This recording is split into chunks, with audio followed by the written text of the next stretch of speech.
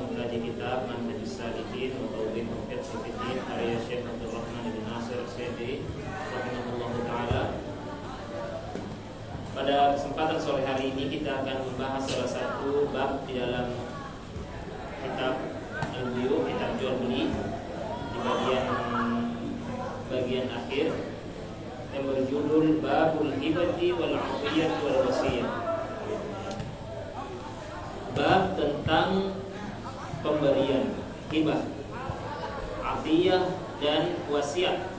Ini salah satu bab di dalam kitab Al-Buyu tentang jenis-jenis pemberian.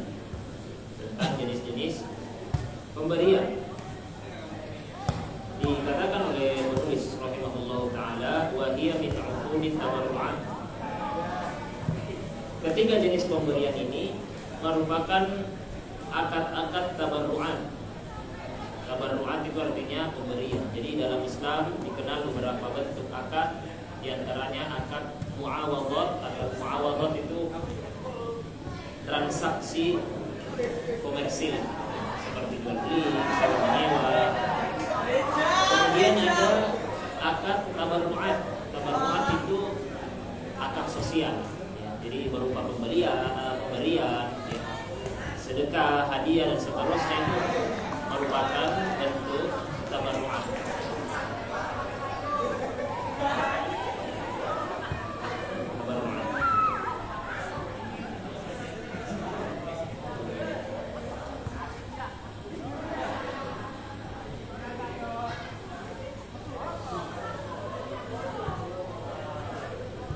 Yang pertama al-hibah.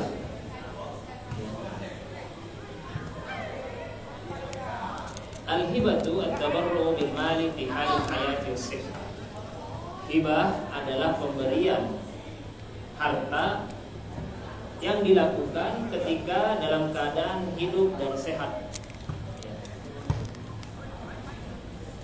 Jadi harta yang diberikan kepada orang lain pada kondisi-kondisi yang sehat, bukan menjelang mati atau sedang sakit hebat yang mengantarkan kepada kematian, maka itu disebut hibah, ya, pemberian biasa.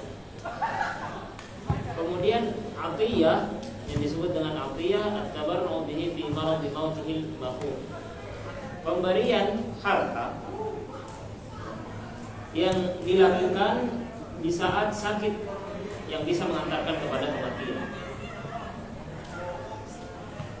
Dan wasiat adalah at-tabarru bihi ba'da wafat. Pemberian yang dilakukan setelah kematian. Ini perkataan penulis rahimahullah taala. Jadi ada beberapa jenis pemberian, ya. Ditinjau dari latar belakang yang mendasari mengapa dia mengeluarkan hartanya tersebut, memberikannya kepada orang lain. Ada yang dilatar belakangi dengan empati atau keinginan untuk beribadah, ya. Inilah bentuknya dengan sedekah.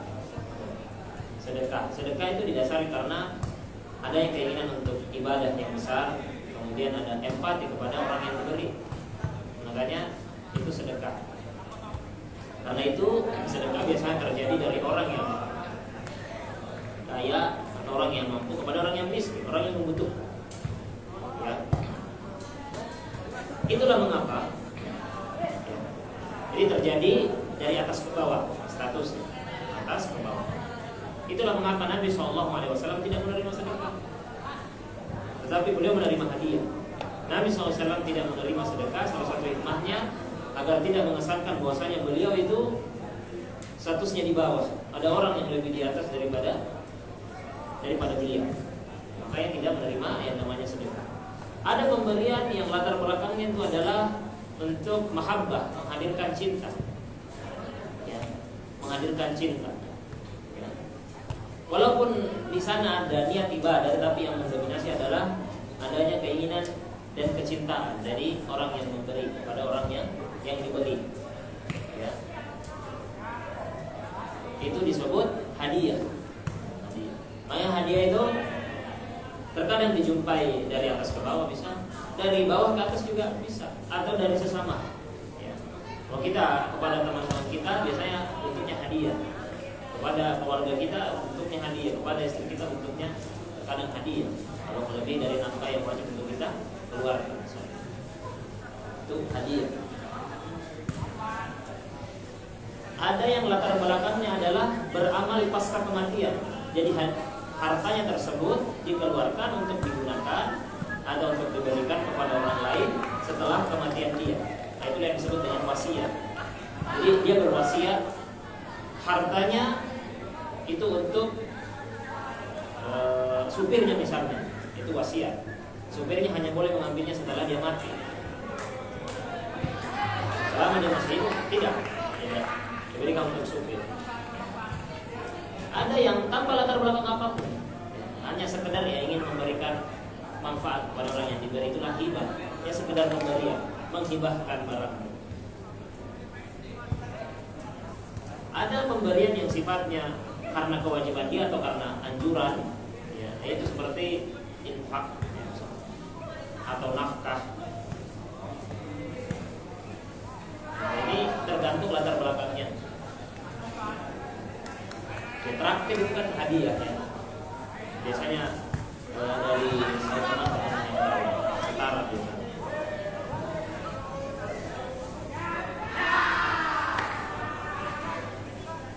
Penulis di sini menyebutkan ada jenis pemberian. Yang pertama tadi hibah. Jadi hibah ya, seperti ya, kita memberikan barang kita kepada orang lain, murni begitu saja, itu bisa bermakna hibah. Ya, bermakna hibah. Kemudian, tetapi dia disyaratkan dilakukan ketika masih sehat. Ketika masih sehat. Ketika dia sedang sakit, yang sakitnya tersebut bisa mengantarkan kepada kematian, maka itu pemberian tersebut digolongkan kepada bentuk wasiat. Ya, wasiat. Nanti ada aturannya. Wasiat itu tidak boleh dikeluarkan lebih dari 1/3. Sedangkan hibah boleh lebih dari itu.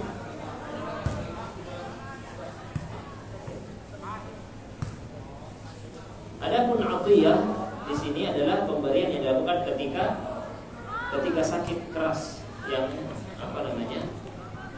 menjelang kematian. Tapi bedanya dengan wasiat, kalau wasiat hanya berupa janji. Adapun harta tersebut berpindah itu ketika sudah mati. Jadi pemberian tersebut tidak berlaku kecuali setelah yang memberi itu mati. Yang sudah wafat. Kata penulis, wal jami'u dakhilun fil ihsani wal birri. Semua bentuk kebaikan ini, ya, pemberian ini masuk dalam ihsan, perbuatan ihsan dan albir, ya, yaitu kebaikan. Ya. Karena merupakan bentuk tolong menolong. Allah Subhanahu wa taala berfirman, "Wa ta'awanu 'alal birri wat taqwa." Tolong menolong kalian di dalam kebaikan dan ketakwaan. Nabi juga bersabda, tahadau tahabbu, saling memberikanlah hadiah di antara kalian, niscaya kalian akan saling mencintai. Jadi cara untuk mendatangkan cinta dari orang lain itu kasih hadiah aja. Ya. Niscaya hatinya akan terhasut. Pasti dia, tidak ada orang yang kita kasih hadiah kemudian dia membenci kita. Itu caranya. Ya. Trik dari para ulama katanya, kalau ada yang benci kamu, maka sering-sering kasih hadiah. Lama-lama dia tidak akan benci. Lama-lama dia akan cinta.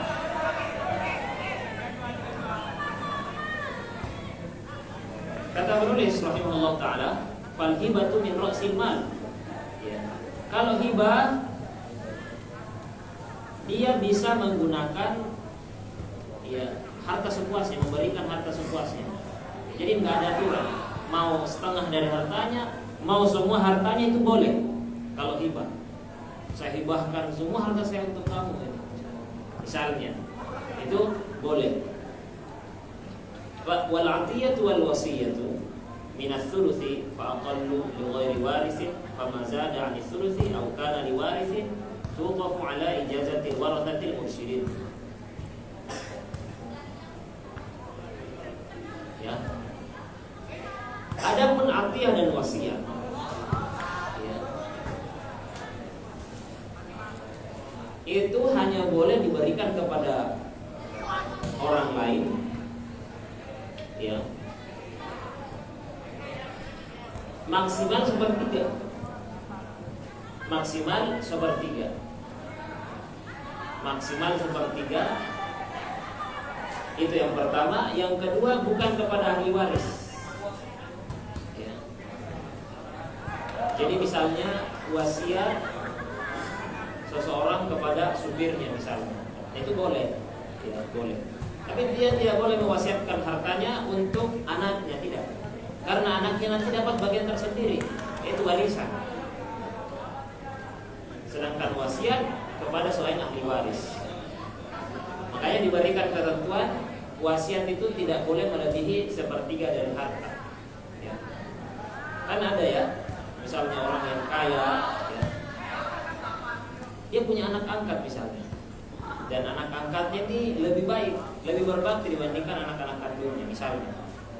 Maka kalau melalui jalur waris, anak angkatnya tidak bisa mendapatkan harta. Dia bisa mendapatkan harta melalui jalur wasiat, ya, jalur wasiat. Atau misalnya supirnya yang sangat baik, yang sudah melayaninya selama puluhan tahun, sejak dia muda hingga dia wafat misalnya. Maka dalam rangka berbuat baik, membalas kebaikan supirnya, dia ingin memberinya harta yang besar. Tapi tidak bisa melalui jalur waris, hanya bisa diberikan melalui jalur wasiat. Jadi misalnya sepertiga hartanya itu untuk supirnya semuanya, itu boleh. Nanti 2/3 baru dibagi di antara ahli warisnya, anak-anaknya atau istrinya. Syarat yang pertama untuk wasiat maksimal sepertiga, tidak boleh lebih dari sepertiga total hartanya. Yang kedua, tidak boleh untuk ahli waris, karena ahli waris itu akan mendapatkan bagian tersendiri, yaitu warisan sepeninggal orang tersebut. Ingat, wasiat itu adalah pemberian yang dilakukan sebelum meninggal, tetapi diambil hartanya tersebut oleh orang yang diberikan itu setelah meninggal. Jadi konsekuensinya boleh saja dibatalkan. Misalnya, ya, di usia pensiun bapak tersebut, dia sudah mewasiatkan hartanya 100 juta nanti sepeninggalnya untuk supirnya, ya. Ternyata di usia 65 tahun supirnya mungkin berbuat hal-hal yang sangat mengecewakan bapak ini, kemudian dibatalkan wasiatnya, boleh saja. Karena wasiat itu baru mengikat ketika sudah meninggal. Boleh dibatalkan wasiat tersebut. Surat wasiat kan ada biasanya surat wasiat. Ada pun waris, ya ada sendiri perhitungannya, kita tidak bahas di majelis kita karena panjang dan agak rumit.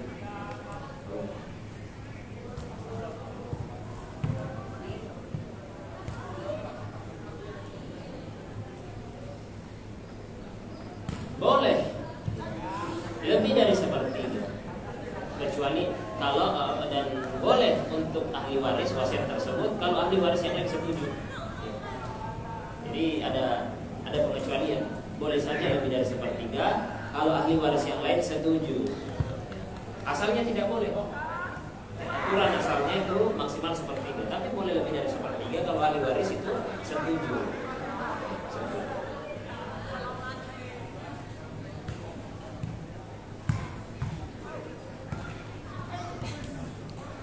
Kemudian berkata penulis rahimahullah taala, wa kulluha yajibu fiha al-'adlu baina auladihi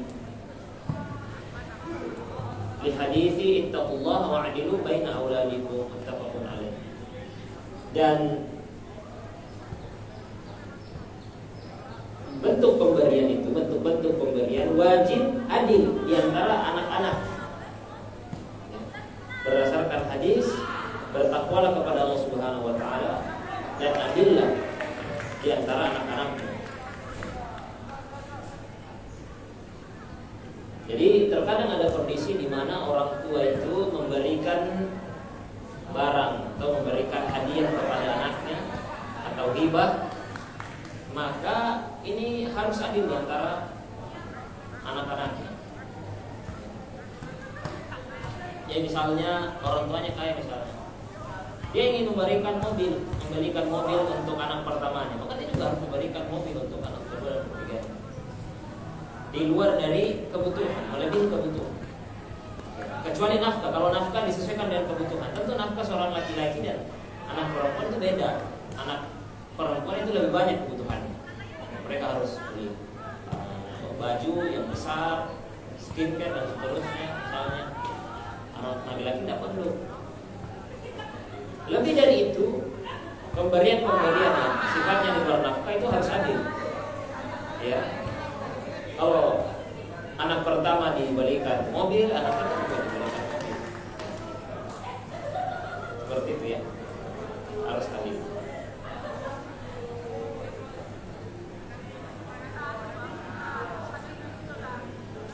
Dan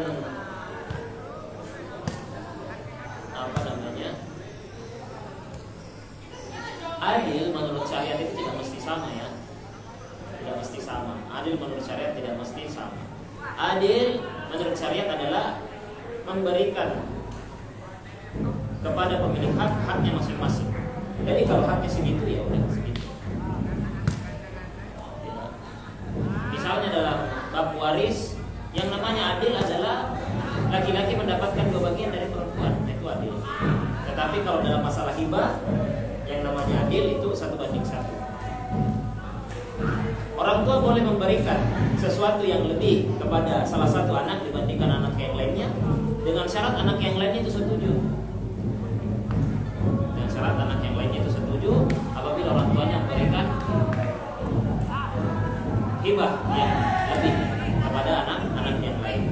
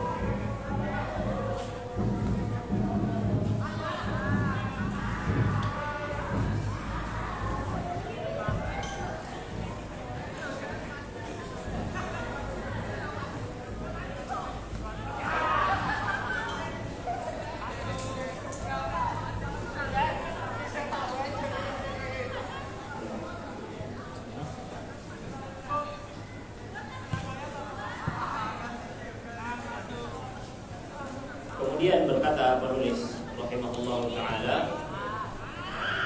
wa ba'da taqdiril hibati wa qabuliha la yahillu ruju' fiha.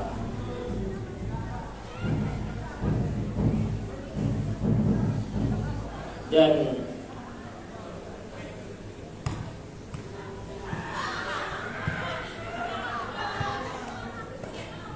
setelah menyerahkan hibah, pemberian kepada orang lain, dan orang lain sudah menerimanya, tidak halal untuk mengambilnya kembali. Jadi pemberian itu tidak boleh untuk ditarik kembali. Ya. Jadi jangan kita sudah ngasih hadiah kepada orang lain, besoknya ini saya nggak jadi kasih kembali, itu tidak boleh. Tidak boleh. Kalau barangnya sudah diterima oleh orang yang kita kasih. Misalnya kita kasih HP kepada teman kita, HP-nya tersebut sudah diambil, 1-2 hari kemudian kita ambil kembali karena ternyata kita butuh misalnya, itu tidak boleh. Tidak boleh. Haram hukumnya. Kata Nabi SAW, al-aidu fi hibatihi kal kalbi yaqiru thumma ya'udu fi qayyihi. Orang yang menarik kembali hibahnya, pemberiannya, bagaikan anjing yang muntah lalu menelan muntahannya kembali. Ya. Ini tentu permisalan yang sangat buruk pada orang yang sudah memberikan barang atau harta kepada orang lain, kemudian dia mengambilnya kembali. Hibah yang ditarik itu seperti muntahan. Proses mengambil hibah tersebut itu seperti anjing yang menjilat kembali mentahannya. Dan orang yang mengambil hibahnya itu seperti anjing, kata Nabi SAW di sini. Itu pun permisalan yang sangat buruk. Adapun membatalkan pemberian, kalau barang tersebut belum diterima oleh orang yang hendak diberikan, itu tidak mengapa. Jadi sekedar janji misalnya, insya Allah besok nanti tak kasih HP ku ya, misalnya. Kemudian nanti malam dia bilang, saya nggak jadi kasih kamu, itu tidak masalah. Karena pemberian itu hanya mengikat setelah barang tersebut sudah diterima oleh orang yang diberi. Saya ulangi, pemberian itu mengikat ya, setelah barang tersebut sudah diterima oleh orang yang diberi. Selama belum diberikan itu belum mengikat, jadi boleh saja dibatalkan. Itu sekedar janji manis saja itu, janji manis.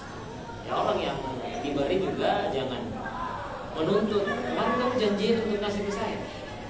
Nah, itu kan bisa dibatalkan kalau menurut syariat Islam. Hanya saja mungkin itu tidak baik untuk hubungan kan begitu. Tapi halal atau tidak, ya hukumnya halal untuk mengambil dan membatalkan ya janji untuk memberi barang atau harta kepada orang lain. Yang haram adalah apabila harta pemberian tersebut sudah serah terima, sudah diambil, sudah dibawa oleh orang yang kita beri tersebut.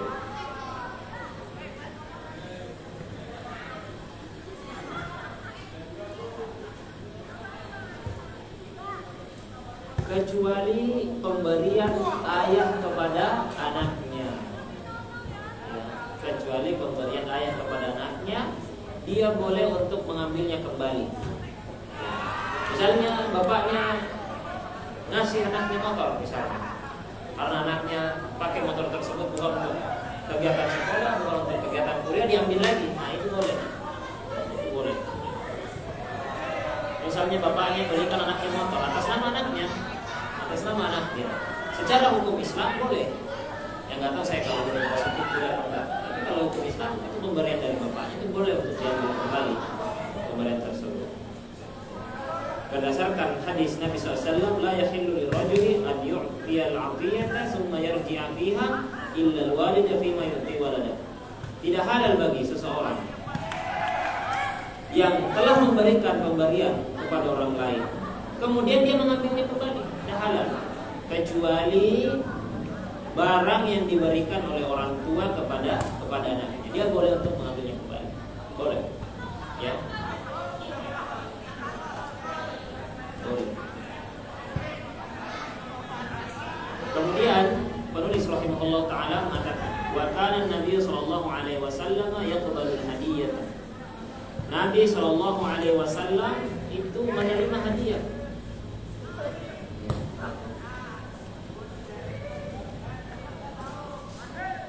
Baik itu orang yang memberikan hadiah adalah orang muslim maupun orang kafir, dia terima. Ada memberikan hadiah kepada orang Yahudi, dia terima. Orang muslim ya lebih beliau terima. Ini juga bentuk menyenangkan saudara kita yang memberikan hadiah kepada kita. Kita berusaha untuk menerima. Bagaimana yang dilakukan oleh Nabi Sallallahu Alaihi Wasallam, beliau menerima hadiah dari siapapun itu, dan wa yusibu 'alaiha, dan beliau berusaha untuk membalas pemberian hadiah tersebut. Ya.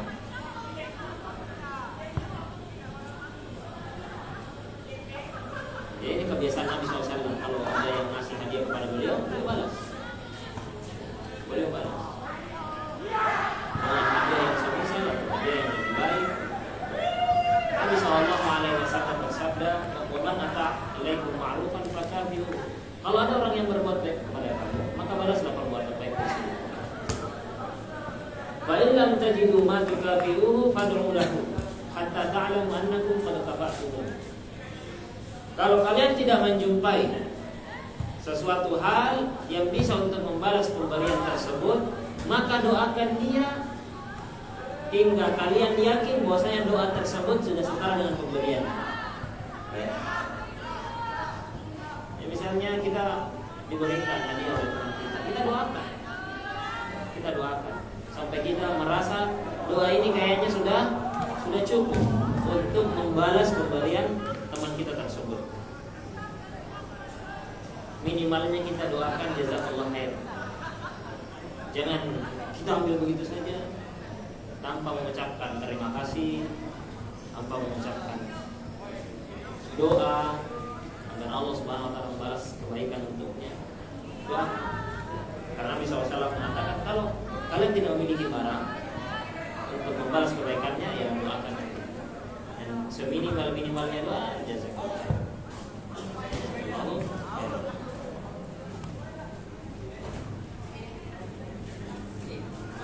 Kemudian penulis rahimahullah taala, walil abi an yatamallaka min mali waladihi ma syaa ma lam yadurruhu aw yu'tihi li waladin akhar aw yakuna bi maradi mauti ahadihima li hadithi anta wa maluka li abika.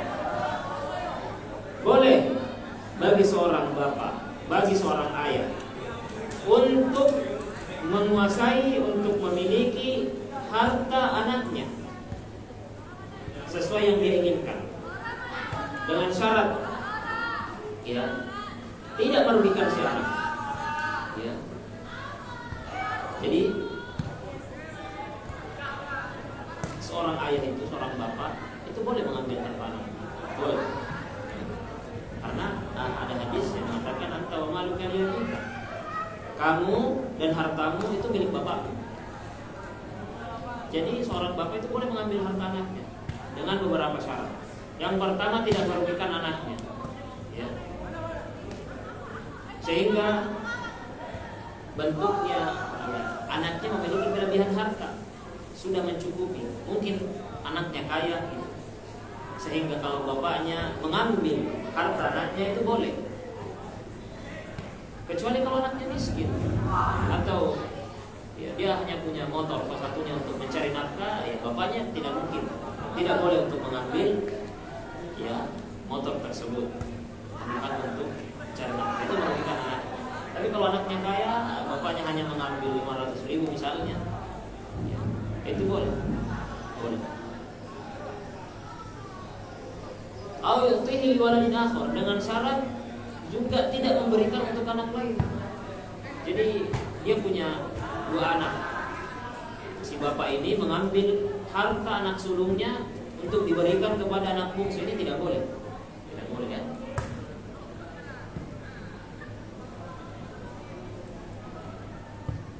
Yang ketiga, syaratnya juga keduanya bukan dalam keadaan sakit yang bisa mengantarkan kepada kematian, itu tidak boleh. Tidak boleh. Misalnya si bapak sedang sakit, dia tidak boleh mengambil harta anaknya sedang sakit yang bisa mengantarkan kepada kematian. Kenapa tidak boleh? Karena harta tersebut akan menjadi harta bapaknya, kemudian diwariskan kepada anak yang lain. Itu kan seperti akal-akalan supaya dia bisa memberikan anaknya yang lain. Demikian pula ketika anaknya sakit tersebut, tidak boleh bapaknya mengambil, karena kalau dia ambil nanti mengurangi jatah warisan untuk istri dari anaknya atau cucu-cucunya. Begitu. Jadi tidak boleh dalam keadaan tersebut. Selain itu insya Allah boleh. Insya Allah boleh.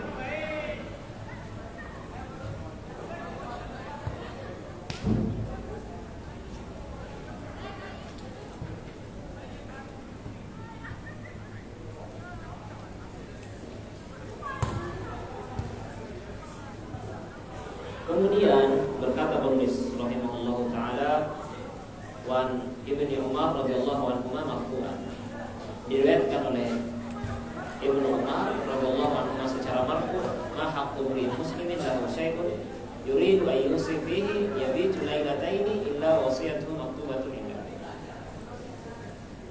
Tidak layak bagi seorang muslim yang memiliki suatu barang yang hendak dia wasiatkan hingga berlalu 2 malam, melainkan wasiat itu harus sudah siap tertulis padanya.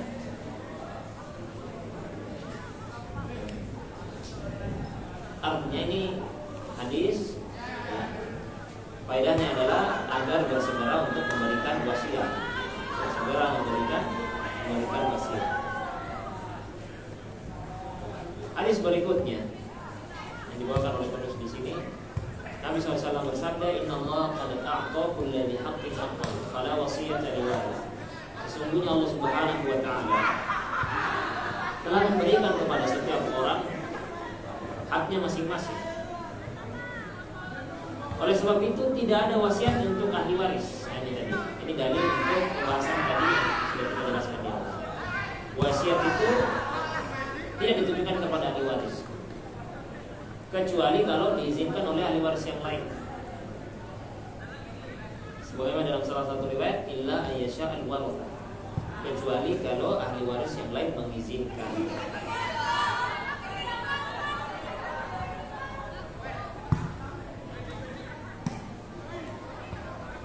Wa yanbaghi liman laysa 'indahu shay'un yahsulu fihi ighna'u warathatihi mimma yusir, bal yad'u at-tarikata kullaha liwarathatihi.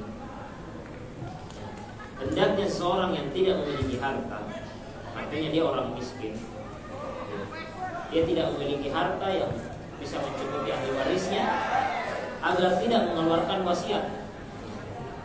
Maksudnya adalah kalau ada seorang yang miskin, tidak punya banyak harta, wasiatnya hartanya jangan diwasiatkan, semuanya untuk ahli waris. Semuanya untuk ahli waris. Wasiat itu untuk orang-orang kaya saja, yang dikira kalau dia keluarkan wasiat, sisa hartanya itu masih banyak untuk ahli warisnya, bisa mencukupi kebutuhan mereka. Tetapi kalau misalnya cuma sisa peninggalan hartanya itu cuma 3 juta misalnya, atau 10 juta, kemudian sepertiganya untuk orang lain, 3 juta lebih, terus 6 juta lebih itu dibagi untuk 5 ahli waris, kan itu kasihan. Mending semuanya untuk ahli waris.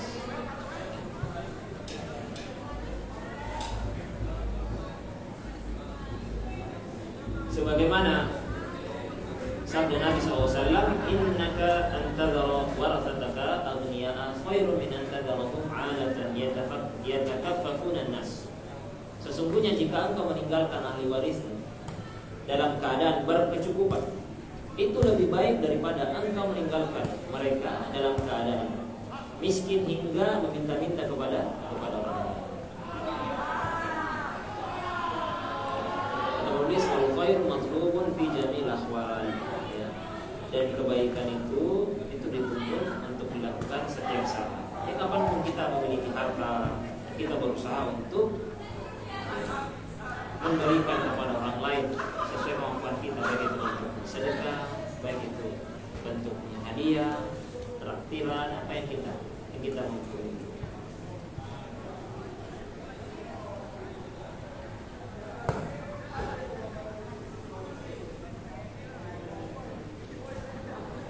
Baik, ini mungkin akhir dari pembahasan kita pada sore hari ini. Mudah-mudahan bermanfaat.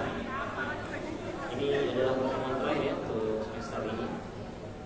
Ya, insyaallah kalau Allah masih izinkan, belum ada perubahan kebijakan dari kampus, dan kita lanjutkan pada semester yang akan datang. Nanti cukup panjang ya. Pembahasan berikutnya nanti kita bahas kita kayak semangat ya, insyaallah taala. Semangat ya. Setelah libur panjang langsung belajar itu. Ya. Dan kita cukupkan kajian kita pada sore hari ini. Allahumma alimna ma yanfa'una wanfa'na bima 'allamtana wa zidna ilma. Kalau ada pertanyaan di sisa waktu yang ada, dipersilakan.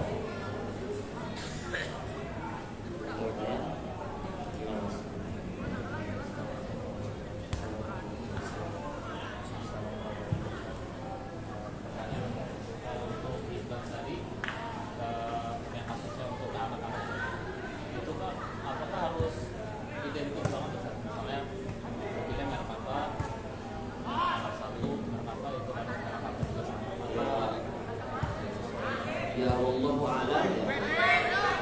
Wallahu a'lam sepertinya enggak perlu ya, terlalu identik ya. Tapi paling enggak membuat anaknya tersebut ridho dengan pemberian tersebut. Artinya kan misalnya antara anak perempuan dengan anak laki-laki, terkadang bentuk hadiahnya itu tidak mesti identik. Kalau identik terkadang aneh, tetapi setara gitu, dan masing-masing dari anaknya tersebut sudah ridho dengan pemberian anaknya. Ya, karena tadi ada isyarat juga bahwasanya boleh saja kalau tidak adil, yang penting anak-anak yang lainnya itu ridho dengan hal tersebut. Itu misalnya harganya dekat, ya mungkin sudah tercukupi. Walaupun pemberian tersebut tidak persis sama. Ya. Nah.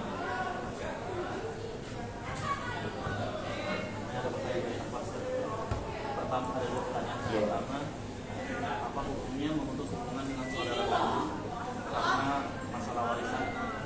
Hal ini dikarenakan saudara tersebut zalim dan tidak melaksanakan warisan sesuai kesepakatan. Kedua, apakah boleh ayah meminta harta kepada anak untuk memenuhi kebutuhan keluarga, padahal ayah tersebut masih ada kewajiban nafkah kepada istri dan anak yang belum bekerja, dan kondisi ayahnya itu masih mampu bekerja? Ini itu saja.